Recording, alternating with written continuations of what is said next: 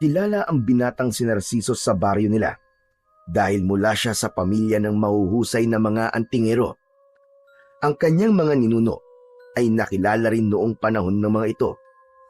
Ang ama naman ni Narciso na si Emilio ay tanyag bilang isang magaling na manunugis ng mga aswang na gumagamit ng iba't ibang klase ng anting-anting at agimat sa pakikipaglaban. Kaya naman, mabigat ang pressure para kay Narciso na maging kagaya ng tatay niya. Alam niya na inaasahan na ng mga tao sa baryo nila na makikilala rin siya gaya ng kanyang ama at ibang mga nauna sa kanila. Isang umaga, gaya ng nakasanayan ng mag-ama, ay nakaupo sila sa labas ng bahay nila habang humihigop ng mainit na kape at pinapanood ang pagsikat ng araw. Si Narciso ay 20 taong gulang na. Matangkad siya at may matipunong pangangatawan. Grabe, napakaganda po ng umaga ngayon, Tay, no? Sana, ganito na lang po palagi ang buhay dito sa baryo. Tahimik, payapa, at walang gulo. Ang katahimikang meron tayo ngayon, anak, ay bunga ng pakikipaglaban at sakripisyo ng ating mga ninuno. Sila ang unang humarap sa mga aswang na gustong sakupin ang baryong ito. Utang natin sa kanila ang bawat umagang kagaya nito. Aba, Tay, may ambag ka rin naman dun ah. Natatandaan ko po na humarap ka rin noon sa isang grupo ng mga aswang na gusto ring angkinin ng baryo natin. Grabe, tandang-tanda ko po. Ang galing niyo pong makipaglaban noon, Tay. Napangiti si Emilio, pero agad ding nabura ang ngiti na yon. Napalitan yon ng lungkot na bumakas sa mga mata nito. Naipagtanggol ko nga ang baryo, pero hindi ko naman nailigtas ang nanay mo. Natahimik si Narciso. Naramdaman niyang biglang bumigat ang hangin sa paligid nila. Ang nanay ni Narciso, na si Lina, ay namatay sa pagsalakay ng napakaraming aswang sa lugar nila. Abala noon si Emilio sa pakikipaglaban ng pasukin ng 2 aswang ang bahay nila. Ipinagtanggol ni Lina si Narciso na noon ay bata pa lang, at dahil doon ay nasawi ito sa harap mismo ni Narciso. Naalala mo, Tay, tuwing ganitong umaga ay ginigising tayo ni nanay nun para sabay-sabay tayo mag-almusal. Tama ka, anak. At laging may tuyo at pritong itlog at sinangag. Paborito yun ng nanay mo eh. Kung buhay pa po sana si nanay ngayon, Tay, baka siya pa rin ang gumigising sa atin tuwing umaga. Sigurado po ako na mas buhay ang bahay natin, Tay. Sinabi mo pa. Nakakamiss din ang pag-aasikaso niya sa ating dalawa. Kahit pagod na siya sa mga gawaing bahay, ay hindi ko kailanman narinig na nagreklamo siya. Ganun niya tayo kamahal na dalawa, anak. Pero Tay, bakit pala hindi na ho kayo nag-asawa ulit? Wala namang masama ron, di ba? Saka wala rin pong problema sa akin kung umibig kayo ulit. Kung yun po magpapasaya sa inyo, Tay. Napatingin si Emilio kay Narciso. Saglit itong tumahimik bago tumingin sa malayo. Wala naman talagang masama. Maraming ang nagtangkang ipares ako kung kani-kanino. Pero wala akong nakilalang babae na kagaya ng nanay mo. Para sa akin, wala nang hihigit pa sa kanya, anak. Isa pa, ayoko ring pilitin ang sarili ko na umibig ulit. Wala nang hihigit pa sa kanya para sa akin. Pakiramdam ko, kapag nag-asawa pa ako ulit, ay parang nagtaksil na rin ako sa nanay mo. Gusto ko manatiling tapat sa kanya hanggang sa ako ay mamatay. Tumingin si Narciso sa mukha ng kanyang ama at napansin niya na nawala na ang lungkot nito dahil sa ang magagandang bagay na ang pinag-uusapan nila tungkol sa kanyang namayapang ina. Humiling siya na sana balang araw ay makatagpo din siya ng ganong klase ng pag-ibig. Habang tinatapos ni Narciso at Emilio ang kanilang kape, ay isang matandang lalaki ang naglakad palapit sa kanila. Medyo kuba na ito, May mahabang balbas at makapal na bigote na gaya ng manipis nitong buhok ay puro puti na. May hawak itong baston na yari sa kamagong. Ang matandang lalaki ay si Apo Ignacio, ang pinakakilalang babaylan sa kanilang baryo. Kilala ito sa kaalaman nito sa panggagamot, pakikipag-usap sa mga espiritu, at pagsasagawa ng mga sagradong ritual. Dahil doon ay iginagalang ito ng lahat sa kanilang baryo. Apo Ignacio, magandang umaga po sa inyo. Gusto niyo po ba ng kape? Hindi na, Narciso. Kumain na ako ng almusal at nakapagkape na rin ako nung napadaan ako sa kubo ni Doray. Nandito lang ako para makausap kayong mag-ama. Tungkol naman po saan ang pag-uusapan natin, Apo Ignacio. Sa susunod na buwan na ang ritual para sa masaganang ani dito sa baryo natin. 1 taon na naman ang lumipas mula nung huli nating ginawa ang ritual. Kaya kailangan na ulit nating isagawa yon. Ano pong maitutulong namin sa ritual, Apo? Napagdesisyonan ko kasi na si Narciso ang mamuno sa ritual ngayon taon. Hindi kagad nakapagsalita si Narciso. Parang may lumukob na kaba at pagkabigla sa kanyang dibdib. Ha? Ako po, Apong Ignacio? Bakit po ako? Hindi po ba kayo po ang palagi namumuno sa ritual para sa masaganang ani taon-taon?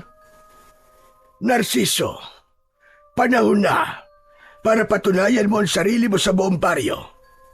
Nababahala na kasi ako sa mga naririnig kong bulong-bulungan ng mga tao tungkol sa'yo. Sinasabi nilang baka hindi mo kayang sundan ang yapak ng iyong ama. Ayokong hayaan na mabahiran ng pagdududa mula sa mga tao ang pangalan ng pamilya nyo. Lalo na't ang lahi nyo ay mula sa angkan ng matatapag na antingero. Pero wala po akong alam sa pangunguna sa ritual. Baka po magkamali lang ako. Tanging ang paggamit lang po ng agimat at anting-anting ang itinuturo po sa akin ni tatay. Sa tingin mo ba ay pababayaan kita? Nandito ako para gabayan ka. Tuturuan kita, Narciso. Hindi kita pababayaan. Sisiguraduhin ko na malalaman mo ang lahat ng dapat mong matutunan bago ang ritual. Napatitig si Narciso sa kanyang ama na para bang humihingi siya rito ng sagot at ng kumpirmasyon. Tumango si Emilio sa kanya at matipid na ngumiti. Tumingin ito ng seryoso kay Apo Ignacio pagkatapos. Pumapayag ako, Apo Ignacio. Tamang-tama. Sa susunod na linggo ay 21 kaarawan na ni Narciso. Sapat na ang edad niya para magsagawa ng ritual. Tumango si Apo Ignacio na tila nasiyahan sa sagot ni Emilio. Simula sa mga susunod na araw ay sasanayin ko na siya. Kailangan niyang malaman ang bawat hakbang, bawat salita at bawat galaw sa ritual. Dahil isang maliit na pagkakamali lang ay maaaring magresulta sa hindi magandang bagay dito sa ating baryo. Maganda ka, Narciso. Ngunit huwag kang kabahan at matakot dahil yan ang magiging numero 1 mong kalaban. O siya, sige. Magpapaalam na ako at may mga gagawin pa ako. Mag-iingat po kayo, Apo Ignacio. Maraming salamat po. Tumango ang matandang babaylan at naglakad na ito papalayo. Hindi na nagsalita pa si Narciso. Ang tahimik na umagang yon ay biglang nagulo dahil sa pagdating ni Apo Ignacio. Hindi niya kasi akalain na ipagkakatiwala nito sa kanya ang pamumuno sa isang pinakamahalagang ritual na taon-taong ginagawa sa kanilang baryo. Hindi siya sigurado kung kaya niya yon. Pero ang sigurado siya ay hindi na siya maaaring tumanggi dahil mismong tatay na niya ang pumayag sa gustong mangyari ng matandang babaylan. Kinagabihan, sa hapunan ay tahimik si Narciso. Hindi siya gaya ng dati na maraming kwento sa kanyang tatay. Kahit pa ang paborito niyang adobong manok ang ulam nila, ay tila wala siyang gana. Hindi nagtagal ay napansin ni Emilio ang pagiging tahimik ni Narciso sa pagkain. Sandali lang anak. Parang naninibago yata ako sa'yo. Napakatahimik mo ngayong gabi. May iniisip ka ba? Nababahala at kinakabahan lang po kasi ako, Tay. Iniisip ko po kung kakayanin ko po bang talaga ang pamumuno sa ritual. Baka pwede pa po akong umatras. Kausapin niyo na lang po si Apo Ignacio. Hindi ka na pwedeng umatras, Narciso. Nakakahiya naman kay Apo Ignacio. Pinili ka niya. Ibig sabihin ay may nakita siya sa'yo na hindi niya nakita sa iba. Kung siya nga ay may tiwala sa'yo, dapat ikaw rin ay may tiwala sa sarili mo. Pero Tay, may tiwala naman po ako sa sarili ko eh. Pero hindi sa mga ganong bagay. Hindi sa pagsasagawa ng ritual. Wala po akong alam dun eh. Baka magkamali lang po ako at mapahamak pa ang buong baryo natin. Naiintindihan ko ang takot mo, anak. Kaya nga nandyan si Apo Ignacio para tulungan ka. Sa kanya na mismo nang galing natuturuan kanya at gagabayan. Hindi kanya ilalagay sa isang bagay na ikakapahamak mo, anak. Alam niyang handa ka at kaya mo mamuno sa ritual na yon. Muling natahimik si Narciso habang diretsong nakatingin sa mga mata ni Emilio. Totoo na may ilang nagsasalita tungkol sa iyo, anak. Ako mismo'y naririnig ko mga yon. May ilan na ikinukumpara ka sa akin. Alam kong hindi mo kailangan patunayan ang sarili mo sa kanila. Pero sa edad mo ngayon, magandang may isang bagay kang magagawa na may pagmamalaki mo. Hindi para lang sa iba, kundi para sa sarili mo. Bahagyang yumuko si Narciso sa sinabi ng kanyang ama. Maya-maya pa ay mahina siyang tumango kahit hindi pa rin buo ang loob. Ipinagpatuloy niya ang pagkain at paulit-ulit niyang inalala ang mga sinabi ng kanyang ama. Alam niya na sa pagkakataon na yon ay wala na siyang mapagpipilian kundi ang ihanda ang kanyang sarili para sa isang malaking ritual na kailangan gawin sa baryo nila taon-taon. Nang mga sumunod na araw, tuwing umaga ay dumaraan na si Apo Ignacio sa bahay ni Narciso upang simulan ang pagsasanay sa kanya para sa gaganaping ritual. Sa ilalim ng malaking punong mangga sa bakuran nila ay doon siya tinuruan ng matandang babaylan. Itinuro ni Apo Ignacio kay Narciso ang sayaw na siyang isinasagawa sa simula ng ritual para sa masaganang ani. Mabagal ang indak na may kasamang kumpas ng kamay at paa na isinasabay niya sa hampas sa tambol na pinatutugtog naman ni Apo Ignacio. Itinuro rin ito sa kanya ang mga sinaunang dasal sa lumang wika na tanging mga babaylan lang ang marunong. Sa una, palaging nagkakamali si Narciso. Nalilito siya sa mga hakbang ng sayaw at nauutal sa mga dasal. Ngunit naging matyaga si Apo Ignacio sa kanya. Hindi siya nito pinagalitan o hindi ito nagpakita ng pagkairita kapag paulit-ulit siyang nagkakamali.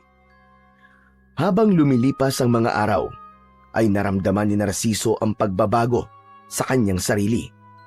Ang dating pagkailang sa pag-indak ay napalitan ng kumpiyansa at ang mga dasal na hindi niya nabibigkas ay nabibigkas na niya ng maayos at tama. Sa bawat pagtatapos ng kanilang pagsasanay sa isang araw, ay napapansin niya na mas tumitibay ang kanyang paniniwala na may kabuluhan ang ginagawa niya.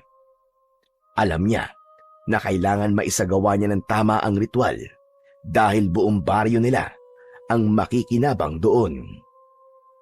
Isang hapon, matapos ang pagsasanay, ay kapwa pawisan sina Narciso at Apo Ignacio. Nangingintab ang balat ni Narciso ng dahil sa pawis, ngunit may bakas ng ngiti sa kanyang muka. Maya-maya pa ay dumating ang tatay niyang si Emilio na may dalang isang tray na may nakalagay na 2 baso ng malamig na tubig at pritong saging na saba. Inilapag nito yon sa lamesang gawa sa kawayan sa tabi ng bahay. Magmerienda na muna kayo. Alam kong pagod na kayong dalawa. Lumapit sina Narciso at Apo Ignacio upang uminom at kumain. Kumusta na pala ang pagsasanay nyo, Apo Ignacio? Maayos naman ang lahat. Sa totoo lang, bilib ako sa anak mo. Mabilis niyang nakuha ang sayaw pati ang dasal. Mukhang handang-handa na siya para sa ritual, para sa masaganang ani. Maraming salamat po sa paggabay niyo sa anak ko, Apo Ignacio. Malaking bagay po ito sa kanya. Ginagampanan ko lamang ang tungkulin ko, Emilio. Pero kung gugustuhin ni Narciso, pagkatapos ng ritual, ay ituturo ko pa sa kanya ang iba ko pang nalalaman. Tumingin si Emilio sa anak niyang si Narciso. Gusto mo ba yon, anak? Opo, payag naman po ako, Tay. Sa totoo lang po nagugustuhan ko na po ang pagbibitaw ng dasal. Nakakamangha nga po na sa simpleng mga salita lang ay nakakagawa ang mga yon ng kakaiba at pambihira. Gusto ko pa pong matuto, lalo na ng iba pang mga ritual at dasal. Alam mo, Narciso, matanda na ako. Bilang na lang ang taon na nalalabi sa buhay ko. Kaya gusto kong may magmana na kaalaman ko. At sa lahat ng mga kabataan sa baryo natin, ikaw ang nakikita kong karapat-dapat.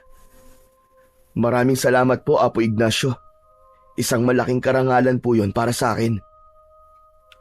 Sa mga narinig ni Narciso, ay naramdaman niya ang kasiyahan sa kanyang puso.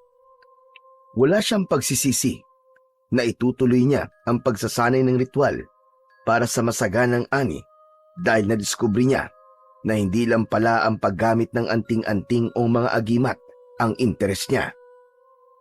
Nais niyang maging kagaya ni Apo Ignacio na mahalagang mamamayan sa kanilang baryo dahil sa mga bagay na nagagawa nito na nakikinabang ang maraming tao.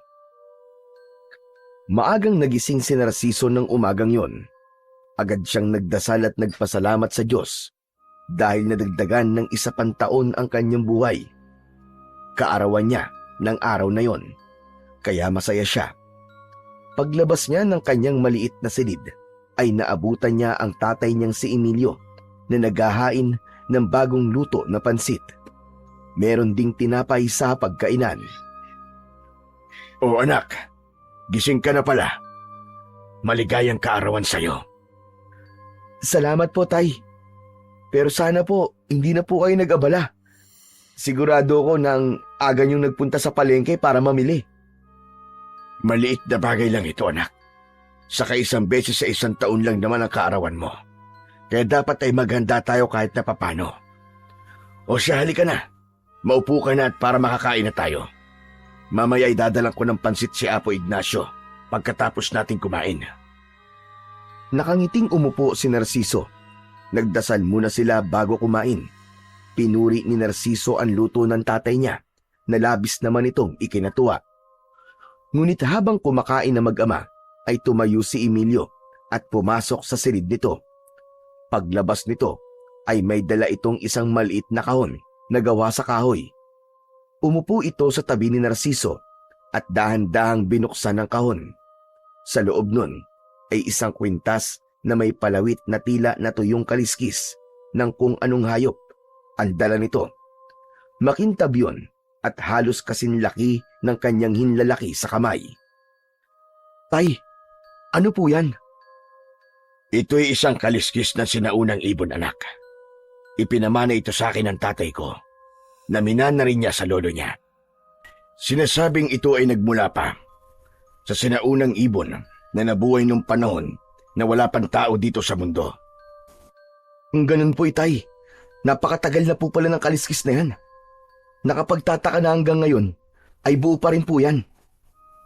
Marami talagang bagay dito sa mundo, anak, na mahirap paniwalaan. Pero totoo, makapangyarihan ang kaliskis na ito. Dahil to ay dinadasalan at niriritualan upang maging mabisang sandata laban sa mga aswang. Kapag suot mo ito, magkakaroon ka ng kakaibang lakas. Lahat ng sandatang mahahawakan mo ay magiging epektibo laban sa kasamaan. At kung bilog ang buwan, ay lalakas palalo ang kapangyarihan nito. Hindi ko po alam, Tay, na may ganyan pala kayong tinatago. Siguro yan po ang tumulong sa inyo nun, kaya matagumpay niyo pong nalalabanan ng mga aswang. Tama ka, anak. Ang kaliskis ng sinaunang ibon na ito ang naging sandigan ko noon. Pero simula nang tumahimik ang baryo natin at wala nang aswang na nagpapakita, ay itinabi ko na lang ito. Pero Tay, bakit niyo po ipinapakita sa akin yan ngayon? Naglakad si Emilio papunta sa likod ng nakaupong si Narciso. Maraan nitong isinabit sa liig ni Narciso ang kwintas na siya namang ipinagtaka niya. Anak, yan ang regalo ko sa iyo ngayong kaarawan mo. Ipinagkakatiwala ko na yan sa iyo. Sapagkat nararamdaman ko na ikaw ang nararapat na mag-ingat niyan. Pero Tay, hindi ko po kayang tanggapin ito. Masyado po itong mahalaga sa inyo. Malaki ang tiwala ko sa iyo na kaya mong gamitin sa kabutihan ng kapangyarihan niyan, Narciso. Nakikita ko sa iyo ang determinasyon na gusto mong matutunan ng lahat ng bagay. Tanggapin mo yan dahil naniniwala ko na darating ang panahon na magagamit mo yan, anak.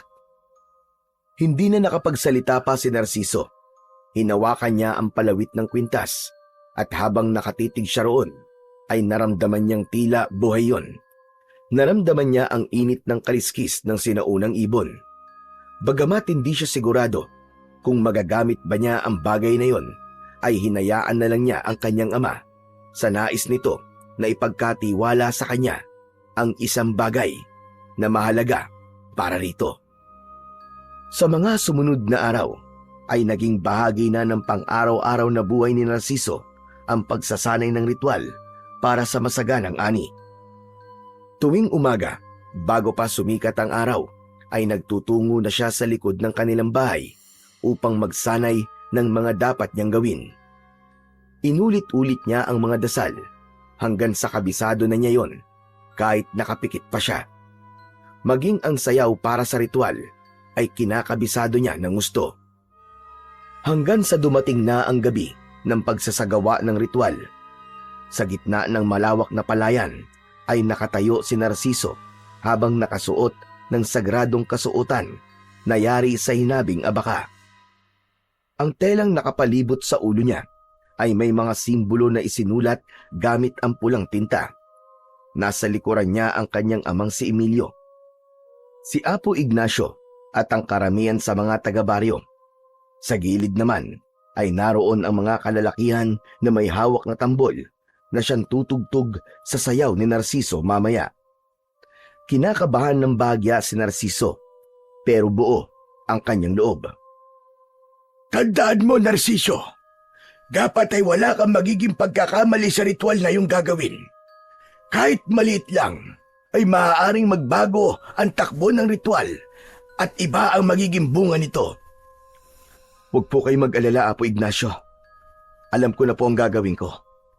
Ilang araw po ako nagsanay upang masiguro ko na wala akong maling magagawa. Mabuti naman kung ganon. May tiwala kami sa iyo, Narciso. Sa sandaling mawala na ang buwan sa likod ng ulap, ay maaari ka nang magsimula. Tandaan mo, kapag nagkamali ka, ay hindi na maaaring ulitin ang ritual. Kada taon, ay isang beses lang ito pwedeng gawin. Matyagang naghintay si Narciso. Nang tuluyan ng lumitaw ang bilog na buwan mula sa ulap, ay nagkaroon ng kakaibang liwanag ang paligid. Lumingon si Narciso kay Apo Ignacio at tumangulang ito bilang hudyat na kailangan niya nang simulan ang ritual. Huminga ng malalim si Narciso. Dahan-dahan siyang nagsimulang sumayaw. Kasabay ng sayaw ay binigkas niya ang sinaunang dasal na itinuro sa kanya ni Apo Ignacio.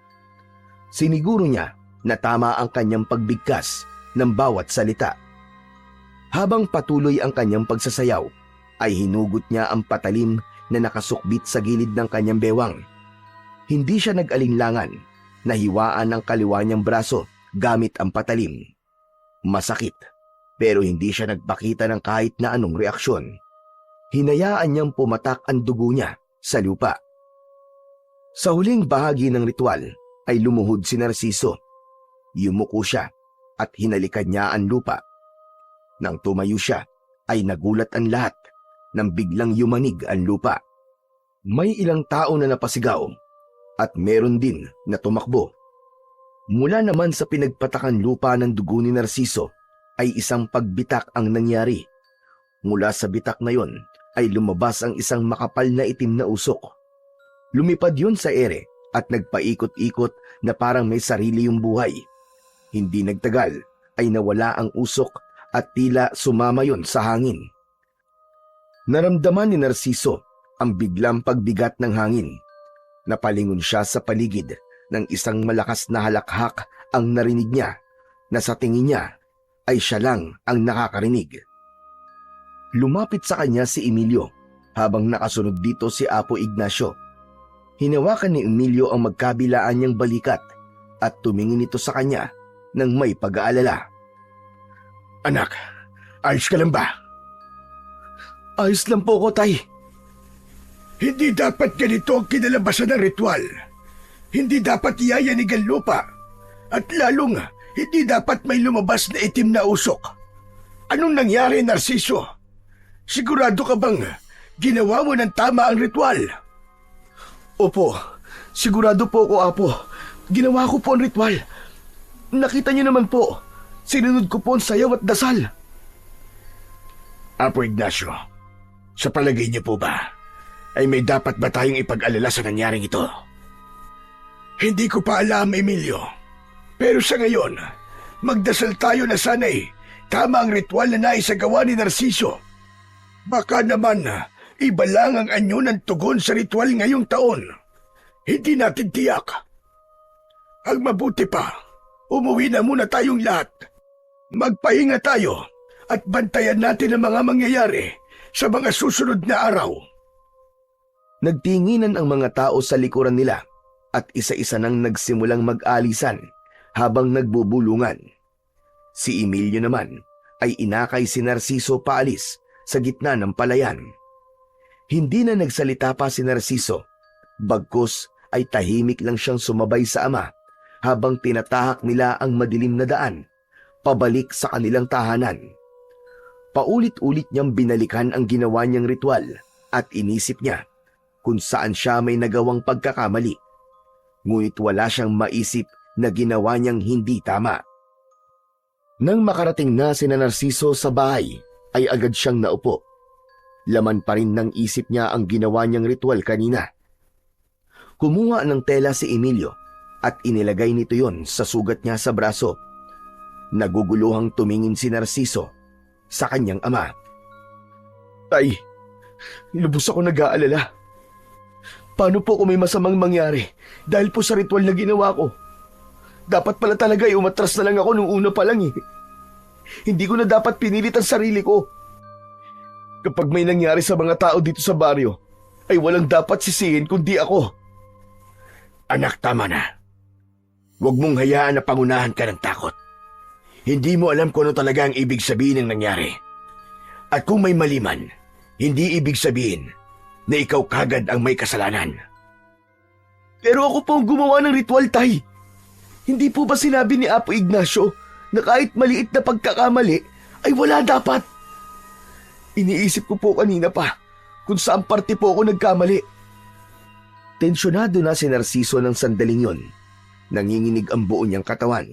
Dahil doon ay niyakap na siya ng maigpit ng ama niyang si Emilio at tinapik-tapik ang likod niya. Narciso, anak, kahit anong mangyari, lagi lamang ako naririto.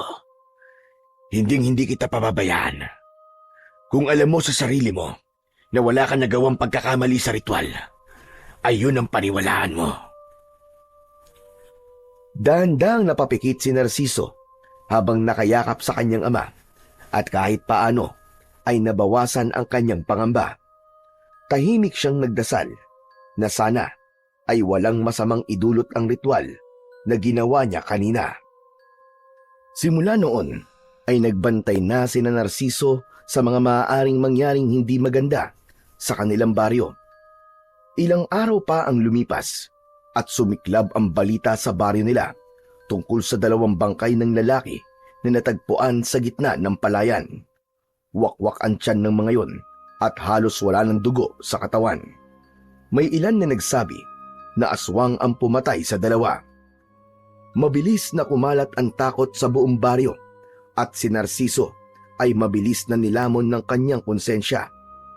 Ang unang pumasok sa isipan niya ay yun na ang resulta sa pagkakamaling nagawa niya sa ritual, kung meron man. Ngunit sa kabila ng kanyang pangamba, patuloy ang kanyang ama sa pagpapaalala na wala siyang dapat ikatakot at maaaring ang nangyari ay nagkataon lamang. Isang umaga, habang abala si Narciso sa pagwawalis sa harapan ng kanilang bahay, ay nakita niyang palapit sa kanya si Apo Ignacio. Sinalubong niya ito upang magmano. "Mano po, Apo Ignacio. Magandang umaga po. Ano pong sadya niyo?" Narciso iyo, kailangan ko kayo makausap ng tatay mo. Nandito ba si Emilio? "Opo, nasa likod po siya. Sandali lang po, tatawagin ko si tatay." Kinabahan si Narciso habang naglalakad siya papunta sa likod ng bahay. Napansin niya ang kaseryosohan sa mukha ng matandang babaylan na parabang may sasabihin ito na hindi maganda. Pagdating niya sa likod ng bahay ay naabutan niya ang tatay niyang si Emilio na nagsasalansan ng mga kahoy na sinibak nito. "Tay, nasa harap po si Apo Ignacio.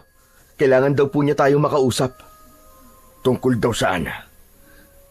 "Hindi ko po alam, tay. Ang mabuti pa po siguro ay puntahan na lamang po natin siya para malaman natin kung anong sadya niya." Hindi na nagtanong pa si Emilio at magkasama na silang pumasok sa bahay.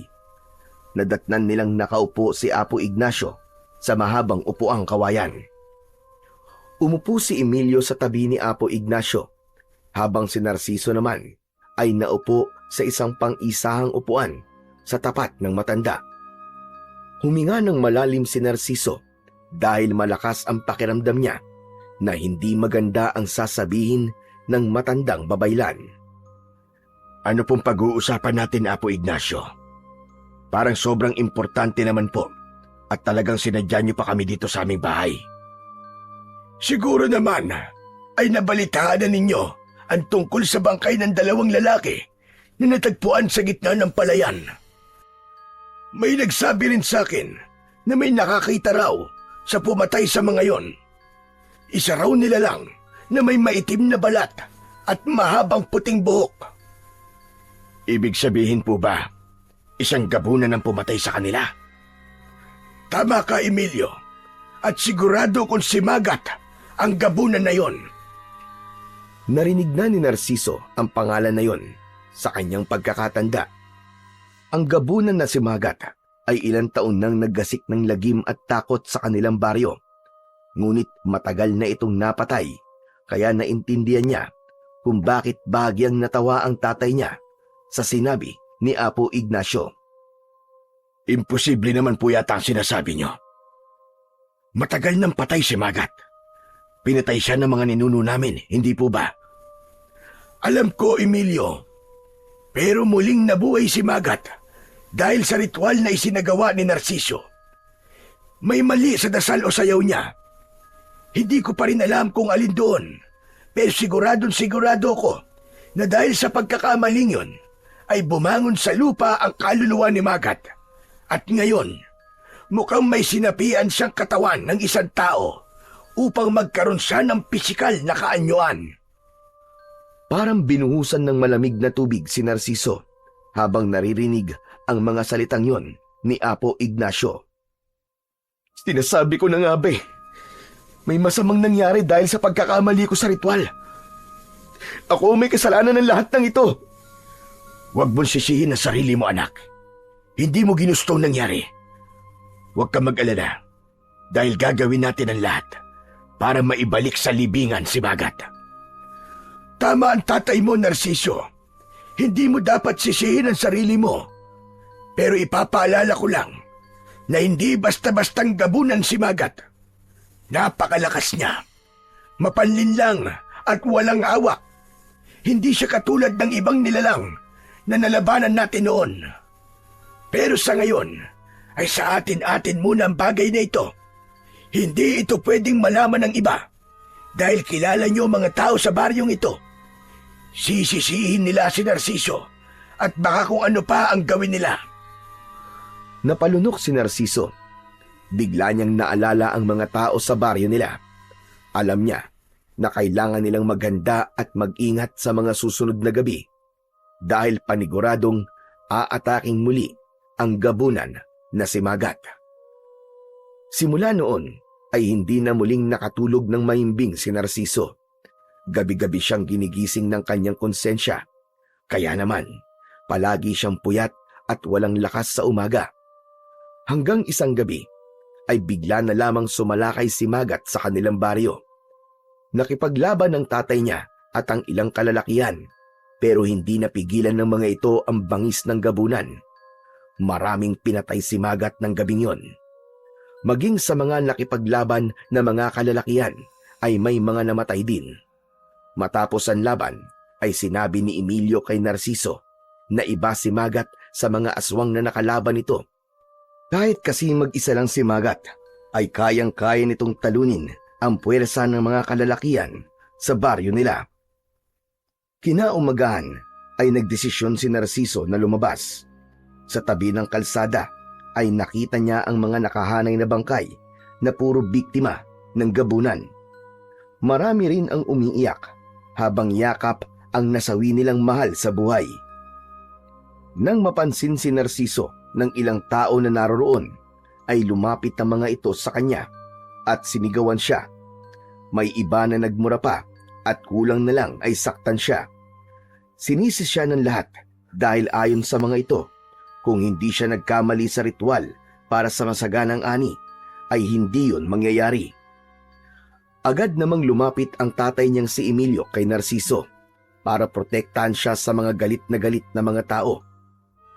Dinala siya nito sa loob ng kanilang bahay at isinarado nito ang mga bintana at pinto. Napaupo na lamang si Narciso sa isang sulok. Dinig pa rin nila ang sigawan ng mga tao sa labas.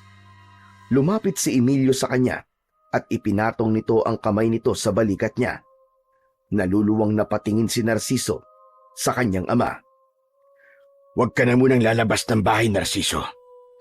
Galit pa sa iyo mga tao. Hayaan mo muna silang kumalma. Ako na ang kakausap sa kanila at ipapaliwanag ko na hindi mo ginustong nangyari. Bibigyan natin ito ng solusyon, anak. Akong bahala. Anong solusyon, tay? Patay na ang ilan sa mga tao dito sa atin. At yun ay dahil sa kapabayaan ko. Ako may kasalanan. Tumigil ka, anak. Hindi mo ito ginusto. Hindi mo ginusto yun. Pero ako nagkamali sa ritual. Ako po ang bumuhay kay Magat. Pakiramdam ko, ako ang pumatay sa mga taong yun. Natigilan si Emilio. Matiim itong nakatingin sa kanya na parang nag-iisip. Ang hindi ko lang maintindihan ay kung paano nalaman ng mga tao na dahil sa ritual mo ay nabuhay si Magat. Hindi ba tayong tatlo lang ni Apo Ignacio ang nakakaalam ng bagay na yon? Hindi po kaya may iba pang pinagsabihan si Apo Ignacio? Imposible. Hindi niya sasabihin sa iba ang ganung bagay. Lalo na't gaya ko ay nais ka rin niyang protektahan. Marahil ay may nakarinig nung nag-uusap tayo nang hindi natin alam. Nang sandaling yon ay parang nabingi na si Narciso sa sigawan ng mga tao sa labas. Parang gusto na lang niyang maglaho na parang bula. Pakiramdam niya ay walang kahit na anong salita ang makakapawi ng labis na konsensyang nararamdaman niya ng mga oras na yon. Kinagabihan, habang tahimik ang kapaligiran, ay hindi makatulog si Narciso. Paulit-ulit na bumabalik sa isip niya ang paninisi ng mga tao sa kanya. Ayaw siyang patahimikin ng kanyang konsensya hanggang sa isang desisyon ang bigla na lamang pumasok sa isip niya. Bumangon si Narciso at kinuha niya ang isang lumang backpack. Binuksan niya ang kanyang aparador at kumuha siya ng ilang damit doon. Maayos niyang inilagay ang mga damit sa bag. Bago siya lumabas ng kanyang kwarto, ay hinawakan niya ang kwintas niya na may palawit na kaliskis ng sinaunang ibon. Yun lang kasi ang bagay na pagmamay-ari ng tatay niya na madadala niya sa plano niyang paglalayas. Matapos yun, ay lumabas na si Narciso ng bahay nila habang natutulog ang kanyang ama. Nagsimula siyang maglakad ng walang tiyak na direksyon. Ang tanging nasa isip niya lang ay ang makalayo sa baryo nila at magsimula ng panibagong buhay sa ibang lugar. Naniniwala siya na habang naroroon siya ay mas mahihirapan ang mga tao na makausad mula sa sakit ng pagkawala ng mga mahal sa buhay ng mga ito. Nang abutan siya ng umaga sa paglalakad, ay halos hindi na niya maramdaman ang kanyang mga paa. Pawisan, madungis at gutom na si Narciso, pero hindi siya huminto. Sa bawat hakbang niya ay parang tinutunaw ng matinding sikat ng araw ang lakas niya, pero alam niya na walang-wala ang hirap na nararanasan niya sa hirap at sakit na nararanasan ng mga tao sa baryo nila dahil sa kanyang pagkakamali. Matindi pa rin ang sikat ng araw nang marating ni Narciso ang isang maliit na baryo. Halos hindi niya na maigalaw ang mga binti sa tindi ng pagod at gutom niya. Sa isang kanto ay may nakita siyang isang maliit na karinderya. Napalunok siya nang makita niya ang mga ulam na tinitinda doon, pero alam niyang hanggang tingin lang siya dahil wala siyang dalang pera. Nang lumapit sa kanya ang tindera, ay tinanong siya nito kung ano ang bibili niya at hindi agad siya nakasagot. Ate, pwede po ba akong makiinom ng tubig? Tumangulang ang babae at agad naman siya nitong binigyan ng isang baso ng tubig. Mabilis na naubos ni Narciso ang tubig at bago siya umalis ay nagpasalamat siya sa tindera. Pagsapit ng dapit hapon ay unti-unti nang nilamon ng dilim ang langit. Dumaan si Narciso sa isang masukal na daan sa pagitan ng dalawang baryo. Tahimik ang buong paligid at tanging yabag lang niya ang kanyang naririnig. Hanggang sa may sumulpot mula sa likod ng puno na dalawang lalaki. Natakot siya dahil isa sa mga ito ay may dalang patalim. Humarang agad ang may dalang patalim kay Narciso. Mga kuya, huwag niyo po akong sasaktan. Dadaan lang naman po ako. Hindi ka masasaktan kung susundin mo ang gusto namin. Ibigay mo sa amin yung bag mo at kung ano pang mga dala mo. Damit lang po ang laman ito. Heh, sinungaling ka. Malamang may pera sa loob niyan. Amin na yan. Agad na inagaw ng isa ang bag mula sa balikat ni Narciso. Nang maalis yun sa katawan niya, ay hinila niya yon pabalik. Damit lang sinabi ang laman ito eh. Kung damit lang, bakit hindi mo mabitawan? Parang awa niyo na po. Ito na lang po ang meron ako. Pero hindi pinakinggan ng mga lalaki si Narciso. Itinulak siya ng isa at sinuntok sa tiyan. Napaluhod siya sa sakit, pero muli siyang tumayo at hinabol ang lalaking may tangay sa kanyang bag.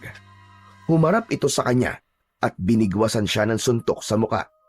Gumanti siya ng suntok, pero sa hangin yun tumama. Nang tadyakan siya ng isang lalaki sa likod, ay padapa siyang natumba sa putikan. Akmang tatayo pa sana siya, pero pinagtulungan siyang sipain ng dalawang lalaki ng paulit-ulit. Tinamaan siya sa iba't ibang parte ng kanyang katawan. Hanggang sa hindi na kinaya ng katawan ni Narciso ang lahat, at nang malakas siyang sinipa sa muka, ay tuluyan ng nagdilim ang kanyang paningin at nawala na siya ng ulirat. Nang magising si Narciso, ay madilim pa rin ang paligid. Pilit siyang tumayo kahit nanginginig pa ang kanyang mga tuhod at masakit ang buong katawan niya. Marahan siyang naglakad upang maghanap ng maaari niyang masilungan. Hindi siya huminto sa paglalakad hanggang sa sumapit na ang umaga. Muling nakarating si Narciso sa isang panibagong baryo. Dahil sa labis na pagod ay nagdesisyon siya na ihinto na ang kanyang paglalakad at sa baryong yun na lamang manatili. Sa tindi ng gutom na nararamdaman niya ay napilitan siyang humingi ng barya sa mga taong dumadaan. Iba't ibang tingin ang natatanggap niya mula sa mga tao. May mga naaawa at meron din naman na tila natatakot sa kanya. Pagsapit ng gabi ay natulog si Narciso sa labas ng isang nakasaradong tindahan. Pinagkasya niya ang sarili sa upuan doon na gawa sa kawayan. Sa loob lamang ng 1 linggo, si Narciso na dating may maayos na buhay ay naging isa ng palaboy sa baryo na yon. Walang nakakakilala sa kanya at ang tangi niyang ginagawa para makakain ay ang manghingi. Alam niya na napakalayo na ng buhay niya sa baryong yun sa dating niyang buhay, pero naisip niya na baka yun na ang kabayaran sa pagkakamaling nagawa niya. Isang umaga, nakatulala si Narciso habang naglalakad sa gilid ng kalsada. Punit ang kanyang damit na may bahid ng natuyong dugo at putik. Bakas ang gutom, uhaw at kawalan ng direksyon sa kanyang muka. Sa kanyang paglalakad ay may nakasalubong siyang 3 batang lalaki. Tinawanan siya ng mga yon at tinawag siyang mabahong palaboy. Masakit yun para kay Narciso, pero hindi na siya umimik dahil yun naman ang katotohanan. Hanggang sa isang lalaki ang lumapit sa kanila. Matangkad ito at kayumanggi ang balat. May bitbit ito na tinapay at soft drinks na nakalagay sa plastic na may straw. "Hoy! Pambihira to mga bata na to! Tumigil na nga kayo! Para kayong hindi tinuturuan ng magandang asal ng mga magulang nyo Umuwi na nga kayo sa bahay nyo! Mga bastos!" Nagsitakbuhan kagad ang mga bata at iniwan si Narciso na nakayuko sa harap ng lalaki. Lumapit ang lalaki sa kanya at iniabot sa kanya ang tinapay at soft drinks. "Oh, sa'yo na to. Kainin mo at mukhang gutom na gutom ka na eh." Walang pagdadalawang isip na kinuha ni Narciso ang ibinigay ng lalaki. Salamat. Talagang gutom na ako. Hulog ka ng langit. Maraming salamat sa'yo." "Wala yon. Ilang araw na kasi kitang nakikitang palakad-lakad dito sa lugar namin. Saan ka ba talaga nakatira?" Wala akong bahay eh." "Ganun ba? Ako nga pala si Elias. Ikaw, anong pangalan mo?" Ako si Narciso." "O sige, Narciso. Mag-iingat ka, lalo na't sa labas ka yata natutulog." "Saan ako dapat mag-ingat?" "May gumagalang mga aswang dito sa baryo namin eh. Biglaan sila kung umatake, kaya walang nakakaalam kung kailan sila darating. Kaya tuwing gabi, kung mapapansin mo, ay maaga nagsasarado ang mga bahay dito at wala lang taong nasa labas." Pagkasabi ni Elias nun, ay naglakad na ito palayo. Naiwan si Narciso na hawak pa rin ang tinapay at inumin. Nanginig ang kamay niya, hindi lang dahil sa gutom, kundi dahil na rin sa takot. Muling bumalik sa alaala niya ang gabunan na nabuhay dahil sa maling ritual na nagawa niya. Tila kahit saan siya magpuntay, sinusundan siya ng bangungot na siya rin mismo ang lumikha. Isang gabi, nakakita si Narciso ng isang kulungan ng baboy sa likod ng isang bahay. Dahil walang nakakulong na baboy doon, ay nagdesisyon siya na doon na magpalipas ng magdamag. Humiga siya sa malamig na sahig at agad na pumikit. Ngunit wala pang 1 minuto ay bumukas din ang mga mata niya nang makarinig siya ng mga taong nagsisigawan sa hindi kalayuan. Grabe naman, gabing-gabi na pero may nag-aaway pa rin. Akala ko ba, ang sabi ni Elias wala ng tao sa labas kapag ganitong oras. Ngunit nang maalala ni Narciso ang sinabi ni Elias, na may umaataking mga aswang sa baryo na yon ay napabalikwas siya ng bangon. Tumayo siya at lumabas ng kulungan ng baboy. Naglakad siya patungo sa gilid ng kalsada at nagtago siya sa likod ng isang puno. Mula roon ay nakita ni Narciso ang dalawang nilalang na may mahahabang kuko. Matatalim ang mga mata, matutulis ang mga ngipin, at mukhang hindi niya maintindihan kung halimaw o sa demonyo. Napagtanto niya na ang mga nilalang na yon ay mga aswang. Pinagtutulungang lapain ng dalawang aswang ang isang lalaki na wala ng buhay. Nanigas si Narciso. Pakiramdam niya'y binuhusan siya ng malamig na tubig. Nangatog ang kanyang mga tuhod. Kasabay ng matinding takot ay bumalik sa alaala niya ang mga bangkay na nakahanay sa gilid ng kalsada matapos ang pag-atake ng gabunan sa kanilang baryo. Kailangan may gawin ako.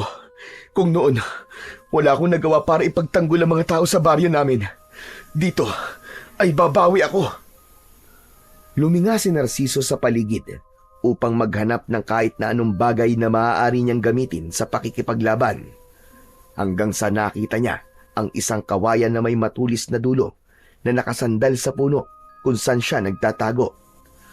Agad niya yung kinuha at hinawakan yun ng mahigpit. Bago siya sumugod, ay hinawakan muna niya ang kaliskis ng sinaunang ibon na nakasabit sa kanyang liig. Kaliskis ng sinaunang ibon. Bigyan mo ako ng lakas. Hindi lang lakas ng katawan, kundi pati na rin lakas ng loob. Kailangan kong ipagtanggol ang mga tao dito. Tulungan mo ako. Nang bitiwan ni Narciso ang kaliskis ng sinaunang ibon, ay napasinghap siya ng bahagya yung nagliwanag. Kasunod nun ay naramdaman niya ang pagdaloy ng kakaibang lakas sa buo niyang katawan. Pakiramdam niya ay may rumaragas ang lakas sa mga ugat niya. Sa pagkakataon na yon, ay alam ni Narciso na handa na siyang makipaglaban sa dalawang aswang. Lumabas siya sa likod ng puno, dala ang matulis na kawayan. Mabilis siyang tumakbo papunta sa mga aswang, at dahil kapwa nakatalikod ng mga yon sa kanya, ay hindi napansin ng mga yon ang kanyang pagdating. Buong puwersang itinarak ni Narciso ang kawayan sa likod ng isang aswang. Lumagpas ang dulo ng kawayan sa dibdib nito na agad nitong ikinasawi. Bumagsak ito sa lupa habang ang isang aswang naman ay bumaling sa kanya at mabilis siyang sinugod. Dahil alam ni Narciso na wala ng oras para umiwas siya, ay iniharang na lang niya ang kanyang kaliwang braso. Napasigaw siya nang kagatin siya roon ng aswang. Ngunit mas lalo niyang naramdaman ang kapangyarihan ng kaliskis ng sinaunang ibon. Niyakap niya ang aswang at buong lakas na ibinilibag ito sa lupa. Umalingaw-ngaw ang dagundong ng katawan ng aswang nang bumagsak ito sa lupa. Walang pag-aalinlangan na itinarak ni Narciso ang matulis na kawayan sa mismong bunganga ng aswang. Pumalag pa ito ng ilang segundo bago tuluyang mamatay. Hingal na hingal si Narciso. Pawisan, duguan ang braso at nanginginig ang mga tuhod niya. Doon niya napansin na lahat ng tao sa paligid ay nakatingin sa kanya. Hindi niya mawari kung takot o paghanga ang nasa mata ng mga yon, pero mas pinili ni Narciso na umatras at tumakbo palayo. Bumalik siya sa kulungan ng baboy at naupo siya sa gilid. Totoo ba yung nagawa ko kanina? Nakapatay ako ng dalawang aswang sa isang gabi. Totoo nga ang sinabi ni tatay. Talagang may kapangyarihan ng kaliskis ng sinaunang ibon na to. Pero sayang, kasi hindi niya nakita ang pagpatay ko dun sa dalawang aswang. Kung nakita niya sana yon, sigurado ako na sobra niya akong ipagmamalaki. Isang malalim na buntong hininga ang pinakawalan ni Narciso. Nanatili siyang nakaupo sa isang sulok habang nakangiti at binabalikan ang masasayang alaala nila ng kanyang ama. Dahil sa pagod matapos makipaglaban sa mga aswang, ay mabilis na nakatulog si Narciso. Kinaumagahan ay nagulat siya nang may biglang tumapik sa balikat niya. Sisigaw sana siya, pero natigilan siya nang makita si Elias sa tabi niya. Agad na tumayo si Narciso at tila nahihiyang napayuko. Elias, anong ginagawa mo rito? Hinahanap talaga kita. May nagsabi sa akin na dito ka raw pumunta kagabi matapos mong patayin yung 2 aswang. Kung ganun, nakita mo pala yung ginawa ko kagabi. Hindi, pero may mga nagsabi sa akin sa nangyari kagabi. Ang kwento nila may isang palaboy daw na biglang lumitaw at nilabanan at pinatay yung 2 aswang. Ikaw lang naman ang kakilala kong palaboy dito . Kaya kahit hindi ko nakita, alam ko na kagad na ikaw yun. Sa bagay, tama ka naman. Kahit ako, wala akong ibang nakikitang palaboy dito kundi ako lang. Alam mo, Narciso, humahanga ako sa'yo. Ang tagal nang inaatake ng aswang ang baryo na to, pero walang nagkaroon ng lakas ng loob na lumaban. Lahat kami dito ay takot sa mga aswang. Alam mo bang malaking bagay ang ginawa mo? Baka kasi dahil sa ipinakita mong tapang, ayun na maging simula ng pagkakaroon ng lakas ng loob ng mga tao dito. Para hindi na kami nagtatago at tumatakbo lang kapag may aswang. Elias, ginawa ko lang naman ang nararapat. Kahit dahil lang ako rito, hindi ko kayang pumikit na lang at hayaan na may mapatay yung mga aswang na yun. Napangiti si Elias sa sinabing yun ni Narciso. Dahil sa ginawa mo kagabi, gusto kong bumawi sa'yo. Elias, kahit isang supot ng tinapay at tubig lang, masaya na ako. Higit pa ron ang nararapat para sa'yo. Gusto kitang kupkupin kahit pansamantala lang. Wala rin naman akong kasama sa bahay . At bilang kapitan ng baryong to, ay obligasyon ko ring tulungan ang unang taong naglakas loob na labanan ng mga aswang. Kapitan? Ikaw pala ang kapitan ng baryong ito? Oo, bakit? Hindi ba halata? Sa totoo lang, hindi. Parang ang bata mo pa kasi para maging kapitan. Pero sigurado ka ba talaga? Papayag kang patirahin ako sa bahay mo kahit isa lamang akong palaboy? Kapag may bahay ka na, hindi ka na palaboy, di ba? Pero Elias, hindi mo pa ako kilala. Malay mo, masamang tao pala ako. Bagyang natawa si Elias at umiling. Kung masama kang tao, pinatulan mo na sana yung mga batang nanunukso sa'yo nung isang araw at hindi mo na sana nilabanan yung mga aswang. Alam mo, ang dami mong pat sinasabi. Papayag ka ba o hindi? Aba, syempre, papayag ako. Grasya na lumalapit sa akin .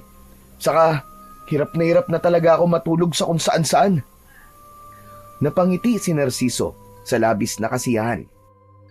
Magaan ang loob niya kay Elias, kaya alam niya na nasa mabuti siyang mga kamay. Nauna na siyang lumabas ng kulungan ng baboy, pero napahinto siya nang makitang hindi umaalis si Elias sa loob ng kulungan. O ayan, ayusin mo na yung mga gamit mo. Kung meron ka mang gamit, kumain ka na muna, tapos sumama ka sa akin. Welcome ka sa bahay ko. Hindi makapagsalita si Narciso sa sobrang tuwa. Napayuko na lang siya at napalakas ang kanyang buntong hininga. Isang bagay na matagal niya nang hindi nararamdaman. Ang pag-asang may tahanan na siyang babalikan. Oh, bakit nandiyan ka pa rin? Akala ko ba pupunta na tayo sa bahay mo? Wala ka bang kahit na anong gamit? Wala. Ninakaw ng 2 lalaki habang naglalakad ako . Lumabas na si Elias sa kulungan ng baboy at lumapit kay Narciso. Kahit damit? Wala ka? Yun na nga lang sana ang meron ako . Pero ninakaw pa rin. Oo nga pala. Meron akong damit. Itong suot ko. Napailing si Elias pero may bahagyang ngiti sa kanyang muka. Huwag kang mag-alala. May ilang damit pa naman ako nakatago na mukhang kasya naman sa'yo. Ibibigay ko na lang yun ng mga yun sa'yo. O tara na, para makapagpahinga ka na rin ng maayos, saka para malinis at malagyan na rin ng gamot yung mga sugat mo. Maraming salamat, Elias ha.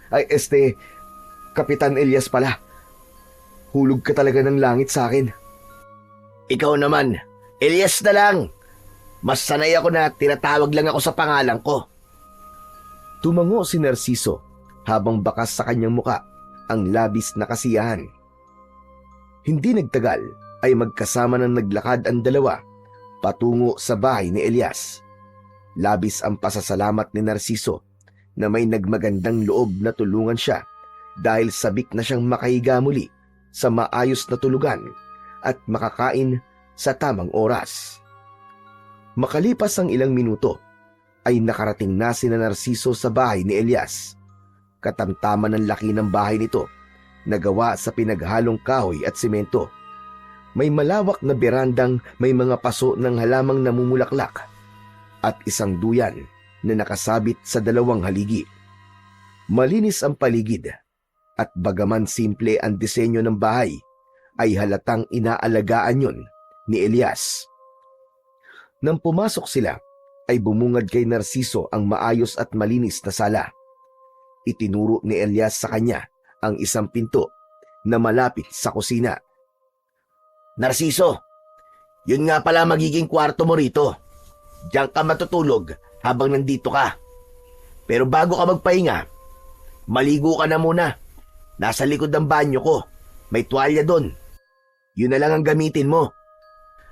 Maraming salamat talaga, Elias ha. Hindi ko akalain na mangyayari to sa akin sa lugar na to. Akala ko habang buhay na ako magiging palaboy. Wala ka naman. Ang mga kagaya mo ang karapat-dapat na tinutulungan. Oo nga pala, habang naliligo ka, ay ilalabas ko na rin yung mga damit na pwede mo magamit. Muling nagpasalamat si Narciso kay Elias. Matapos yun, ay nagtungo na siya sa kusina at lumabas sa pinto doon. Nakita niya ang banyo sa likod ng bahay. Nang makapasok siya roon, ay napangiti siya nang makita ang isang drum ng tubig. Meron din doon shampoo, sabon at batong panghilod. Masaya siya dahil sa wakas, makalipas ang mahigit 1 linggo, ay makakaligo na ulit siya.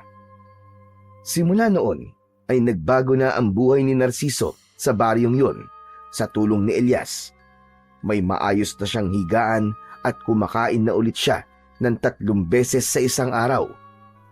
Malinis na ang kanyang katawan at may pamalit na rin siyang mga damit. Ipinakilala din siya ni Elias sa mga tao sa baryo na nagpabago sa tingin ng mga tao sa kanya. Mula sa pagiging isang kinatatakutang palaboy, ay naging kilala siya bilang tagapagtanggol ng baryo mula sa mga aswang. Marami ang humanga sa kanya at taus-pusong nagpapasalamat dahil sa tapang na ipinakita niya sa pagpatay sa 2 aswang. Nalaman din ni Narciso mula kay Elias na hindi lang ang 2 aswang ang umaatake sa baryo na yon. Ayon dito, ay marami pang aswang ang naghahasik doon ng lagim at takot. Sa nalaman na yon ni Narciso, napagtanto niya na hindi pa pala tapos ang laban niya sa mga aswang sa baryo na yon. Ngunit naniniwala siya na habang nasa kanya ang kaliskis ng sinaunang ibon, ay hindi siya matatalo sa kahit na anong labanan. Isang tahimik na gabi, habang nakahiga si Narciso sa papag, ay nagulat siya nang biglang may nagsigawang mga tao sa labas. May mga nagmamakaawa at meron ding humihingi ng saklolo. Bumangon siya at sa paglabas niya ng kwarto, ay sakto na lumabas din si Elias sa kwarto nito. Nagkatinginan sila at kapwa may kaba sa kanilang mga muka. Mukhang may umaatake na namang mga aswang. Ako nang bahala sa kanila, Elias. Hindi na nag-aksaya pa ng oras si Narciso. Mabilis siyang nagtungo sa kusina at kinuha ang isang matalim na itak na nakasabit sa dingding. Bumalik siya sa sala at doon ay mahigpit niyang hinawakan ang kaliskis ng sinaunang ibon. Pumikit siya at kinausap niya yon. Kaliskis ng sinaunang ibon. Huwag mong hahayaan na manaig ang kasamaan ngayong gabi. Gabayan mo ulit ako. Tulungan mo akong protektahan ng mga inosenteng tao. Narciso, sandali lang. Ano ba yung kwintas na yan? At bakit mo kinakausap? Elias, saka ko nasasagutin ang mga tanong mo. May mga aswang pa akong kailangang harapin. Hindi na nag-alinlangan pa si Narciso. Mabilis niyang binuksan ang pinto at lumabas. Ang nakita niya ay mas malala kesa sa inaasahan niya. Napakaraming aswang ang naglipa na sa paligid. Ang iba ay nakapasok na sa mga bahay at nilalapa na ang mga tao o hinihila palabas ang mga nagtatago. Naramdaman ni Narciso ang malamig na hangin na parang dumaan sa kanyang batok at kasabay nun ay ang mainit na pintig ng enerhiyang dumadaloy mula sa kaliskis ng sinaunang ibon sa kanyang katawan. Humigpit ang kapit niya sa hawak-hawak niyang itak. Hindi yun ang laban na inaasahan niya, pero alam niya na sa gabing yun ay hindi siya papayag na magwagi ang mga aswang laban sa kanya. Nagtungo si Narciso sa isang bahay kung saan narinig ang pagsigaw ng isang matandang babae. Sa loob nun ay isang aswang ang nakaluhod sa ibabaw ng isang matandang babae. Ang matatalim nitong kuko nakabaon na sa balikat ng biktima. Hoy! Diablong buang! Ako ang harapin mo at huwag ang isang matanda! Nang lumingon ng aswang sa kanya, ay tinaga kagad ito ni Narciso sa leeg. Sa lakas ng puwersa niya, ay naputol ang ulo nito at tumalsik sa sahig. Sa isang sulok naman ay may isa pang aswang na hawak ang isang batang lalaki. Sinugod ito ng mabilis ni Narciso at sinaksak sa tagiliran ang aswang. Hinila niya ang bata palayo at 3 beses niyang sinaksak ang aswang sa dibdib at saka ito binawian ng buhay. Matapos yun, ay lumabas kagad si Narciso. 3 aswang ang mabilis na sumugod sa kanya. Sa halip na umatras, ay sinalubong niya ang mga yon ng buong tapang. Yumuko siya ng akmang kakalmutin siya ng isa at saka isinaksak niya paitaas ang itak. Dumiretso ang itak sa panga ng aswang at lumusot sa bunganga nito, diretso sa bumbunan.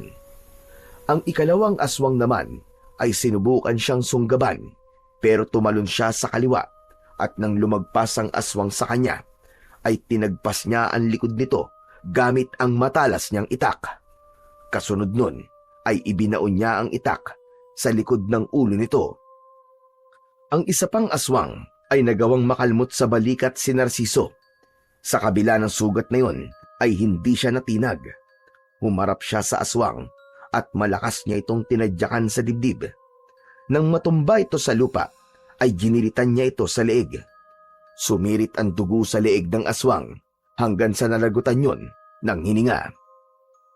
Nagpatuloy si Narciso sa pakikipaglaban sa iba pang mga aswang. Naramdaman niya ang mainit na puwersa mula sa kwintas na nasa leeg niya. Tila ginagabayan siya nito at pinapatalas pa ang kanyang pakiramdam. Sa gitna ng pakikipaglaban ni Narciso sa mga aswang, ay nakita niya sa gilid ng mga mata niya si Elias na nakikipaglaban na rin sa mga aswang habang tanga ng isang matalim na itak. Mabilis na lumapit dito si Narciso nang mapatumba nito ang isang aswang. Elias! Anong ginagawa mo rito? Ako nang bahala rito! Baka mapahamak ka lang! Hindi na pwedeng wala akong gawin, Narciso. Pagod na akong matakot. Pagod na akong magkubli habang pinapatay ng mga halimaw na to ang mga tao dito. Isang aswang ang sumugod kay Elias mula sa kanan. Sinalubong naman ito ni Elias at sinaksak ito direkta sa dibdib. Bumagsak ang nilalang habang dumadaloy ang maitim nitong dugo sa lupa. Tumayo si Elias sa gitna ng kalsada at malakas na sumigaw. Mga kababaryo! Huwag na kayong matakot! Lumaban na kayo! Atin ang baryong ito! Huwag nating hayaan na masakop nila ang lugar na pagmamay-ari natin! Isa-isang sumilip sa kanilang mga bahay ang mga tao. Ang ilan ay may hawak na sandata, gaya ng itak, matulis na kawayan, patalim at kung ano-ano pa. At sa isang iglap, Tila nabuhay ang apoy sa dibdib ng mga tao. Magkakasabay na lumabas ang mga tao habang sumisigaw. Agad na pinagtulungan ang mga aswang ng mga tao. Nagkatinginan sina Narciso at Elias. Muli silang nakipaglaban sa mga aswang. Nagtulong-tulong sila na ubusin ang mga halimaw na nasa baryo na yon ng gabing yon. Dahil sa pagtutulungan ng lahat, makalipas ang ilang minuto, ay wala nang natirang buhay na aswang sa baryo. May ilan mang namatay sa mga tao, pero mas marami pa rin ang namatay na mga aswang. Nakangiting napaupo si Narciso sa lupa. Pagod na pagod siya, pero mas lamang ang kasiyahan sa kanyang puso. Sa kanyang harapan ay nakatayo si Elias na pagod din pero nakangiti. Sa wakas, nasaksihan ni Narciso ang pagsiklab ng tapang sa puso ng mga taong matagal nang nabuhay sa takot. Napakasaya niya dahil nagtagumpay sila na ipaglaban ang baryong yon mula sa napakaraming mga aswang. Makalipas ang ilang araw, ay wala ng mga aswang ang sumalakay sa baryo nina Elias. Dahil doon ay nagsagawa ang mga tao ng isang malaking pagdiriwang sa plaza. Ang mga mesa ay sagana sa iba't ibang masasarap na pagkain. May mga bote ng lambanog at tuba sa bawat sulok at ang musika ng gitara at tambol ay lalong nagbigay ng buhay sa gabi. Sa isang gilid ng plaza, nakaupo sa isang bangkong kahoy sina Narciso at Elias. Sa lamesa nila, may mga pagkain at bote ng alak. Pinapanood nila ang mga taong nagkakasiyahan at nagsasayawan. Narciso, maraming salamat sa iyo ah. Kundi dahil sa iyo, hindi namin alam kung kailan pa kami maglalakas loob na lumaban. Malaki ang nagawa mo para magtagumpay tayo. Hindi ko naman mag-isang nilabanan ng mga aswang, Elias eh. Lahat tayo ay nagtulong-tulong. Kung may dapat pasalamatan, tayong lahat yon. Pero ikaw ang nagsimula. Ikaw ang unang lumaban. At dahil doon, nakita naming lahat na kaya rin pala naming lumaban. Kaya nagpapasalamat talaga ako sa pagdating mo sa baryo namin.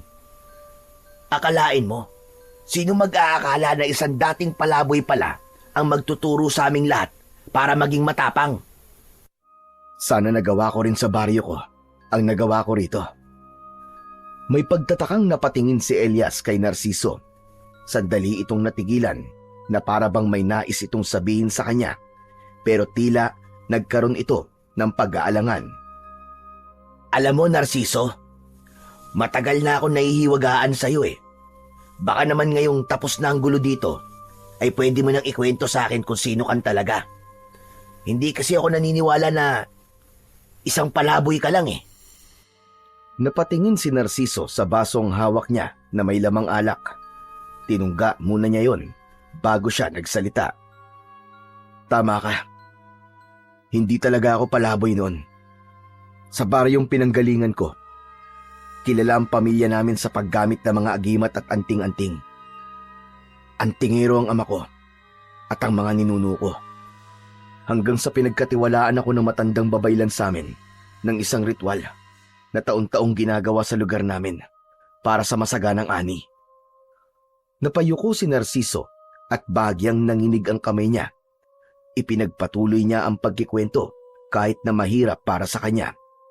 Sinabi niya kay Elias ang tila pagkakamaling nagawa niya sa ritual na nagresulta para mabuhay ang isang matagal ng patay na gabunan. At simula noon, nagkaroon na ng patayan sa kanilang baryo. Sinisi ako ng mga tao at sinisi ko rin ang sarili ko. Kaya't imbis na harapin ko ang mga tao na galit sa akin, ay mas pinili ko na lang na umalis. Naglakbay ako ng walang direksyon.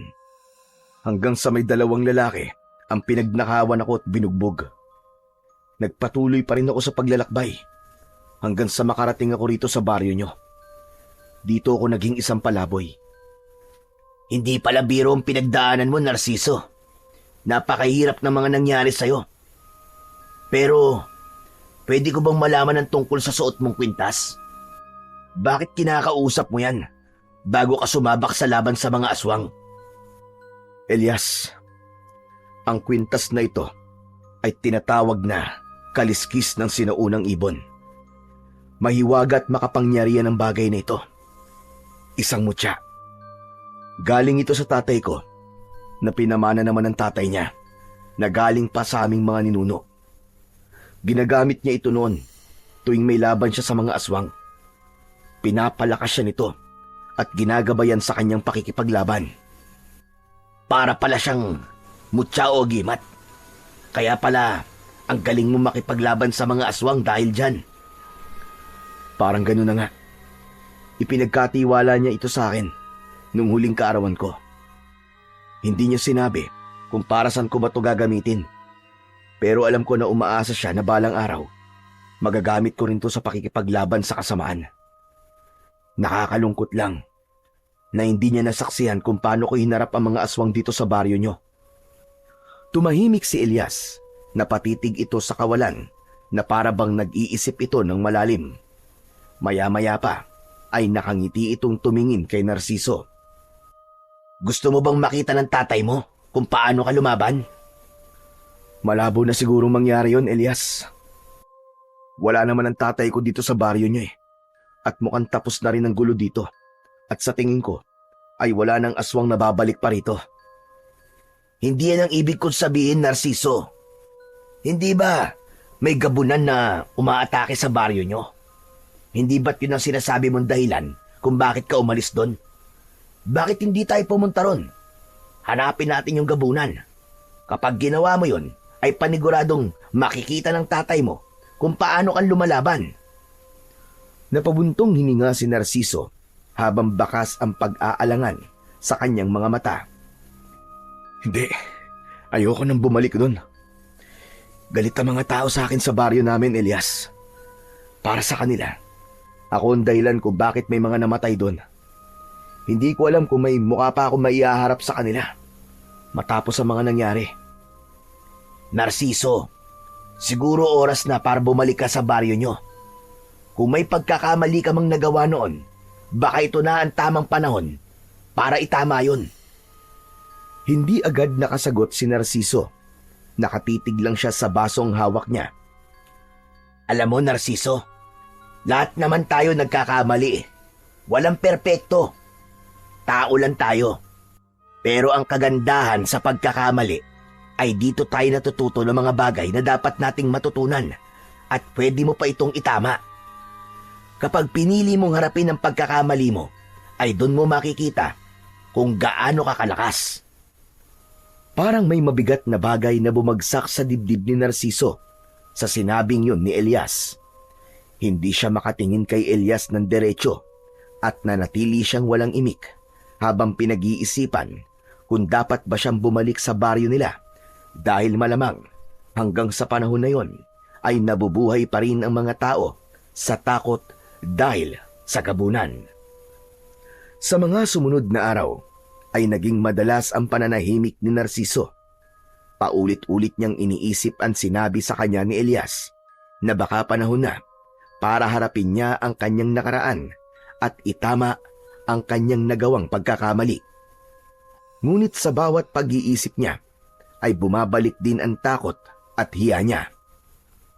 Ngunit isang gabi, sa gitna ng malalim na pagtulog, ay napanaginipan niya ang kanyang ama na nakaluhod sa lupa.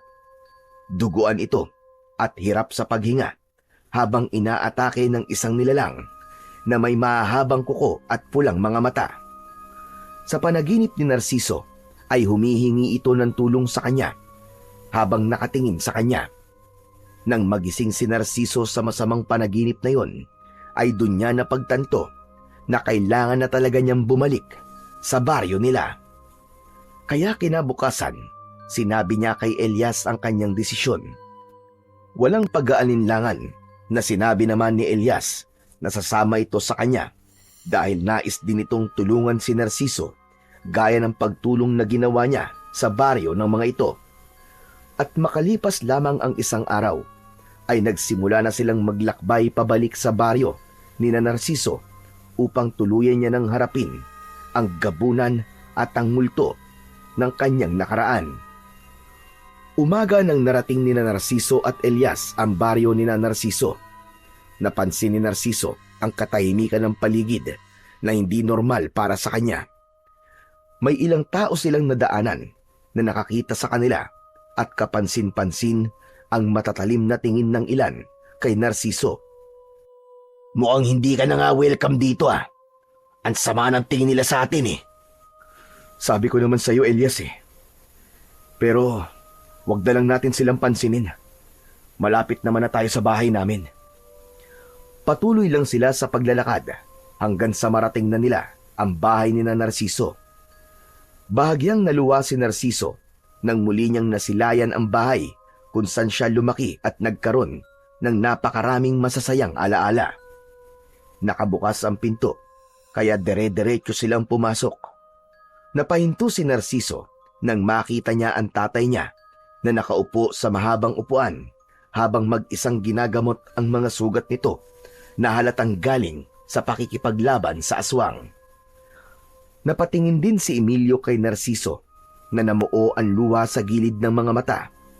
Mabilis na tumayo si Emilio at niyakap siya nito ng napakaigpit.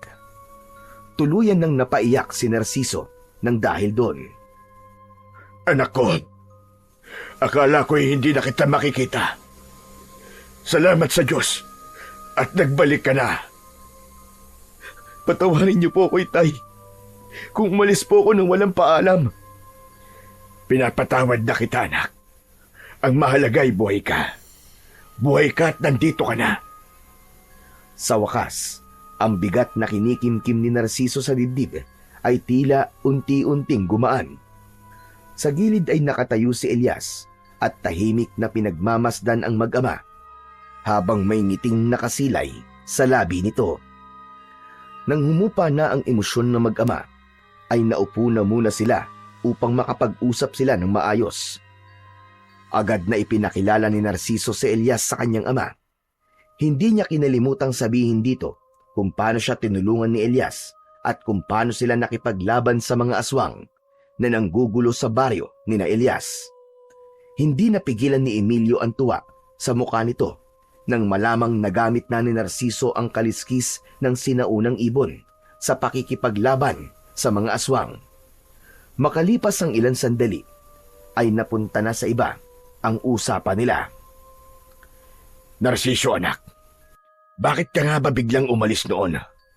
Alam mo ba na pinag-alala mo ko na sobra? Pasensya na po ulit, Tay. Alam ko po kasing galit po mga tao sa akin. Pakiramdam ko po noon ay hindi ako mabubuhay ng tahimik kung alam ko na galit sa akin ang mga taong nakapaligid sa akin. Kaya pinili ko na lamang po na umalis at magpakalayo-layo. Pero Tay, yan po mga sugat nyo. Dahil po ba yan sa gabunan? Tama ka, anak. Sumalakay na naman kagabi ang gabunan. Halos iilan na lang ang nakikipaglaban ngayon dito sa baryo natin. Karamihan ay takot ng harapin ang gabunan.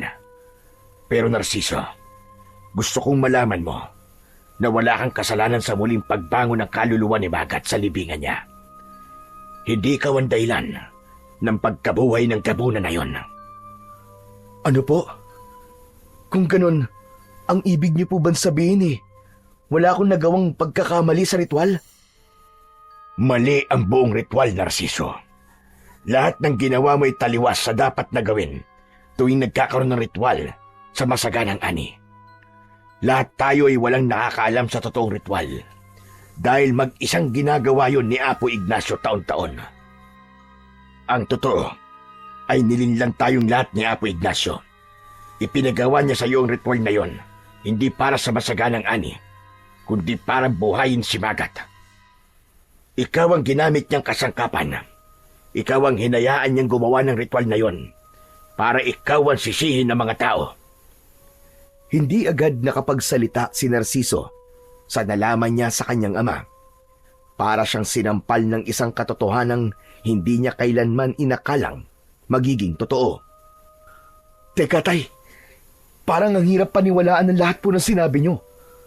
Si Apo Ignacio, bakit naman po niya gagawin yun? Alam po niya mapapahamak ang buong baryo kung babalik si Magat. Tama ka, anak. Mahirap talagang paniwalaan nung una. Kasi inakala natin na mabuting tao si Apo Ignacio. Tayo ngang lahat, naniniwala na kakampi natin siya. Pinagkatiwalaan natin siya ng buong buo. Pero paano niyo po nalaman ang lahat ng ito, Tay? Nakita ko si Apo Ignacio na naging gabunan. Habang mag-isa ko nagroronda, kinumpronta ko siya at doon na niya inamin ang lahat. Akala niya ay mapapatay niya ako, kaya siguro sinabi niya na sa akin na totoo. Pero nakaligtas ako sa kanya ng gabing yon. Ano po? Isang gabunan po si Apo Ignacio? Kay Apo Ignacio sumapi ang kaluluwa ni Magat. Sa umaga, tao siyang kagaya natin. Pero sa gabi, ay nagiging gabunan na siya. At sa tingin ko, ginagawa niya yun para mas maging makapangyarihan siya at humaba pa ang buhay niya. Ilang segundong hindi nakapagsalita si Narciso. Pilit na prinoseso ng utak niya ang lahat ng kanyang mga nalaman. Hindi niya inasahan na ganun na pala karami ang nangyari sa baryo nila simula nang mawala siya. Nasaan na po ngayon si Apo Ignacio, Tay? Alam ba ng mga tao ang totoo na siya ang dahilan kung bakit bumalik si Magat? Alam na ng karamihan, anak. Pero nagtatago na siya ngayon sa gubat.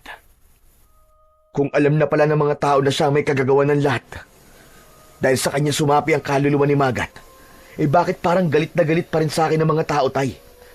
Nung dumating po kasi kami rito kanina habang naglalakad kami, ay ansama pa rin ang tingin ng mga tao sa amin. Hati pa rin ang mga tao sa pinaniniwalaan nila, anak. May mga naniniwala pa rin nakakampi si Apo Ignacio. Sila yung mga nabubulag sa mabubuting bagay na nagawa noon ni Apo Ignacio. Malamang, yung mga nakakita sa'yo ay yung nasa panig pa rin ng matandang babaylan na yon. Tay, huwag po kayong mag-alala. Ngayong nakabalik na po ako dito sa baryo natin, ay haharapin ko na po ang gabunan. Gagamitin ko po ang kaliskis ng sinaunang ibon para tuluyang wakasan ang kasamaan niya. Maraming salamat, Narciso. Yan talaga ang inaasahan kong gagawin mo. Ang kaliskis ng sinaunang ibon ay ang pinakamalakas na panlaban sa mga aswang. Kaya mula nang mapasayo ito at mawala ka rito, ay nahihirapan akong talunin siya kahit na anong agimat o anting-anting ang gamitin ko. At hindi mo siya kailangang harapin na mag-isa, anak. Nandito ako at ang ibang mga kalalakihan dito, natutulungan ka. Ako din po, isali niyo ako. Sasama ako sa laban mo, Narciso. Gusto kong bumawi sa ginawa mong pagtulong sa baryo namin. Sa ganitong paraan, ay masuklian ko ang pagpapalaya mo sa amin mula sa mga aswang. Napatingin si Narciso sa dalawa at napangiti siya. Sa tingin niya, ay tamang-tama lang ang kanyang pagbabalik. Nangako siya sa kanyang sarili na sa susunod na makaharap niya ang gabunan ay yun na ang magiging huling gabi nito sa mundo. Hindi na nag-aksaya ng panahon sina Narciso at Emilio. Matapos ang pag-uusap nila, ay agad nilang pinuntahan ang iilang kalalakihan sa baryo na kilala nilang patuloy pa ring lumalaban sa gabunan. Pinangunahan ni Emilio ang pagpapaliwanag sa kanilang plano, habang si Narciso ay tahimik na pinakikinggan ang sinasabi ng kanyang ama. Ang naging plano nila ay hanapin at harapin si Apo Ignacio sa gubat. Maliwanag pa lang ay nagtungo na ang grupo sa gubat upang hanapin ang matandang babaylan. Lahat sila ay armado ng itak, habang ang ilan ay may dalang lampara upang sakaling abutin sila ng dilim, ay makikita pa rin nila ang kanilang dinaraanan. Sumapit na ang gabi, pero hindi pa rin nila nakikita si Apo Ignacio. Tahimik ang paligid at wala pa rin silang makitang senyales ng matandang babaylan. Ngunit matyaga pa rin silang nagpatuloy sa paghahanap. Hanggang sa lahat sila ay napahinto nang mula sa likod ng isang puno ay lumitaw na ang kanilang hinahanap. Yun ay walang iba kundi si Apo Ignacio. Nakakatakot ang malaking ngiti nito na para bang inaasahan na nito na darating sila. Naaawa na ako sa inyo. Kanina pa kayo paikot-ikot dito sa gubat, pero kahit anino ko ay hindi nyo makita. Kaya ako na mismo ang nagpakita sa inyo. Walang hiya ka! Nilinlang mo kami! Aba, Narciso! Bumalik ka na pala. Sayang. Sana hindi ka na lamang bumalik at hinayaan mo na lamang akong patayin ang lahat ng tao rito, kasama ang ama mong si Emilio. Pinagkatiwalaan ka namin, tapos ganitong igaganti mo. Ilang dekada na ako nagsilbi sa inyong lahat. Panahon na para unahin ko naman ang sarili ko. Ang pagbuhay sa kaluluwa ni Magat lang ang tanging paraan para mapahaba ko pa ang aking buhay at upang mas maging makapangyarihan ako sa inyo. May masama ba sa ginawa ko? Walang masama sa maghangad ng kapangyarihan. Pero mali ang paraan mo. Ibinuwis mo ang mga inosenteng buhay para lang sa pansariling kagustuhan mo, Apo Ignacio. Humahaba na ang usapan natin, Narciso. At sa totoo lang, ay nagsasayang lang tayo ng oras. Oras na para wakasan ko na kayong lahat. Sisiguraduhin kong walang makalalabas ng buhay sa inyo. Sa gubat na ito! Biglang nagbago ng anyo si Apo Ignacio. Naging kulay itim ang balat nito. Ang buhok nito ay humaba at naging kulay puti. Ang mga kuko nito at mga ngipin ay naging matutulis. Nanlisik ang mga mata nito at ang katawan nito ay lumaki. Agad na hinawakan ni Narciso ang kaliskis ng sinaunang ibon na nakasabit sa kanyang leeg. Naramdaman niya ang biglang pagdaloy ng isang mainit na enerhiya sa kanyang katawan. Para bang may apoy na bumalot sa kanyang mga kalamnan at nagpapalakas sa kanya. Maganda kayo! Huwag kayong lalayo sa isa't isa! Biglang sumigaw ang gabunan at kasunod nun ay nawala ito sa paningin ng lahat. Napalinga si Narciso sa paligid at pilit na hinahanap kung saan ito nagtago. Nasaan siya? Hindi ko makita! Napakabilis pala niyang gumalaw! At sa isang kisap mata ay lumitaw ang gabunan sa likuran ng dalawang kalalakihang kasama nila. Hindi na nakagalaw ang mga ito nang tuluyang laslasin ng matutulis nitong kuko ang leeg ng dalawang lalaki. Nang makita ng tatlong natitirang lalaki na kasama ni Narciso ang sinapit ng dalawa nilang kasama, ay natakot ang mga ito at mabilis na tumakbo upang tumakas. Hoy! Huwag kayong umalis! Lalaban pa tayo! Mabilis na gumalaw ang gabunan at sinundan nito ang tatlong lalaki. Gaya ng naunang dalawa, ay pinatay din ng gabunan ang tatlo sa pamamagitan ng pagwasak sa leeg ng mga ito, gamit lang ang matutulis nitong mga kuko. Nang sumugod si Emilio sa gabunan, ay agad na sumunod dito si Elias. Magkasabay na umatake ang dalawa, pero mas mabilis talaga ang gabunan. Sinalubong ng mga kamay ng gabunan ang leeg ni na Emilio at Elias. At bago pa man masaklolohan ni Narciso ang dalawa, ay ubod lakas na ibinilibag ng gabunan ang mga ito sa lupa. Namilipit ang dalawa sa labis na sakit. Sigurado si Narciso na sa lakas ng pagkakabagsak ni na Emilio at Elias ay hindi maayos ang lagay ng mga yon. Tumingin ang gabunan kay Narciso at ngumisi ito. Ganitong lakas ang sinasabi ko sa inyo, Narciso. Kung hindi ako makakaroon nito, ay patuloy lang akong naging babaylan sa baryo. Hayop ka! Masyado ka ng maraming pinatay, Apo Ignacio! Ngayon, ako naman ang harapin mo! Biglang sumugod ang gabunan kay Narciso. Sumalpok ang malaki nitong katawan sa kanya at tumilapon siya.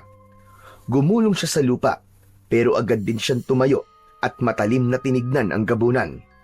Sa pagkakataon na yon, ay si Narciso naman ang umatake. Tatagain niya sana ito, pero nahawakan nito ang braso niya at mariin siya nitong kinagat doon. Napasigaw si Narciso sa labis na sakit, pero agad niyang sinipa ng malakas ang tuhod ng gabunan, kaya bahagya itong napaluhod. Nang mabitiwan siya nito, ay tinaga niya ito sa balikat ng ubod ng lakas. Itinulak siya ng gabunan at umatras ito habang dumudugo ang sugat nito sa balikat.